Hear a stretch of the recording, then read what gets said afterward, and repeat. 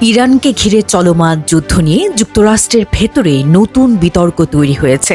যুদ্ধের বিরোধিতা করে পদত্যাগ করেছেন মার্কিন সন্ত্রাস বিরোধী শীর্ষ কর্মকর্তা জো কেন্ট। তিনি ছিলেন ন্যাশনাল কাউন্টার টেররিজম সেন্টার এর পরিচালক। সামাজিক যোগাযোগ মাধ্যমে প্রকাশিত এক চিঠিতে তিনি জানান, ইরান থেকে যুক্তরাষ্ট্রের জন্য কোনো তাৎক্ষণিক হুমকি নেই। চিঠিতে তিনি আরও অভিযোগ করেন, ইসরায়েল ও কিছু প্রভাবশালী মার্কিন লবিস্টদের চাপের কারণেই প্রেসিডেন্ট ডোনাল্ড ট্রাম্প এই যুদ্ধে জড়িয়ে পড়েছেন।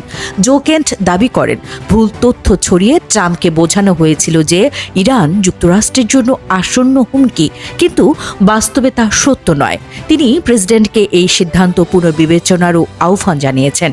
বিশ্লেষকদের মতে, ইরান যুদ্ধ ঘিরে যুক্তরাষ্ট্রের প্রশাসন ও রাজনীতির ভেতরে মতবিরোধ আরও স্পষ্ট হয়ে উঠছে। আরও আপডেট পেতে সাবস্ক্রাইব করুন পালস নিউজ 360।